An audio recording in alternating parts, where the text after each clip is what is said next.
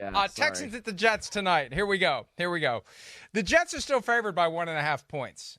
I don't understand this.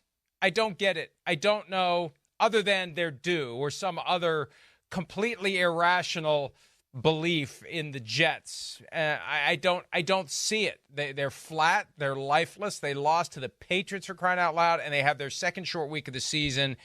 They have lost 3 games this year where they've been favored.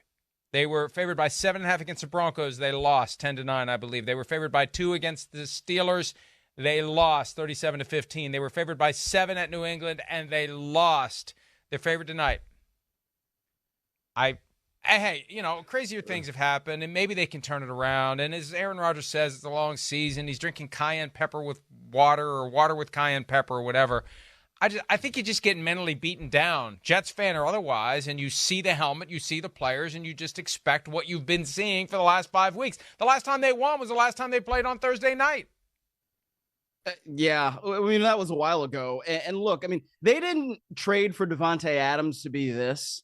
And I guess if you want to take some solace as a Jets fan, you can take that in the fact that, look, the Texans have not played very well on the road this year. It's one of the kind of flaws that they have. And they've played a lot of close games just in general. But I mean, especially when they went up to Minnesota, they just got the break speed off of them there. And now you're missing 2 of your top 3 receivers. Stephon Diggs obviously goes down with the ACL. Nico Collins already on injured reserve. So from that standpoint, yeah, the Texans offense might not be as dynamic as it should be when you go up, especially on a Thursday, short week for them too. And they're the ones that have to travel.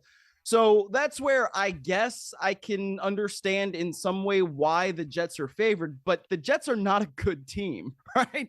So it's like they're favored because we're living off of the memory of Aaron Rodgers when Aaron Rodgers has not been that guy to this point in this year. So maybe he'll find it, that fountain of youth that he's talking to Morstead about, I guess. I don't know. But to me, I feel like if the Texans can go in there and run the ball as they should be able to do with Joe Mixon and just, continue to have good drives, sustain them. CJ Stroud makes the throws he needs to make on third down, then I don't see why the Texans should lose this game.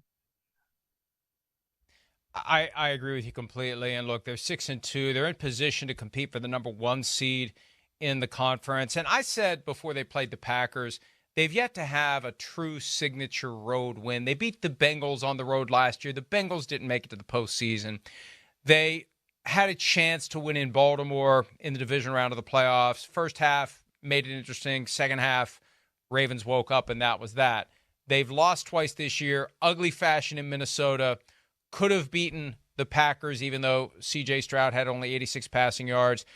And this is the first of 3 straight primetime games for the Texans. And if you're DeMeco Ryans, the head coach of the Texans, you take full advantage of the fact that you're a 1.5-point underdog. It gives you a legitimate way to go in and get your players fired up. I just think this is all lining up for the Texans, ready or not, it's time for their close-up.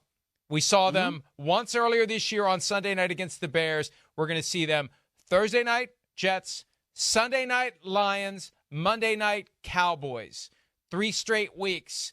This is not the way to start a 3-pack of primetime games, going into MetLife Stadium and losing like they did last year, somehow 30-6. That's another reason to look at this and say, I mean, we're talking about, and I think we've gone far enough into the season, Miles, that the cream rises, the wheat from the chaff, whatever stupid cliche I can think of. We know the good teams, we know the bad teams. The Texans are a good team, the Jets are a bad team. Yeah. And, yeah, anything can happen.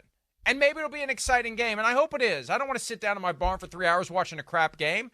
I just don't know how we get from point A to point B if point B is the Jets win this game. There's been nothing we've seen from the Jets since they beat the Patriots that makes us think they're capable of winning a game.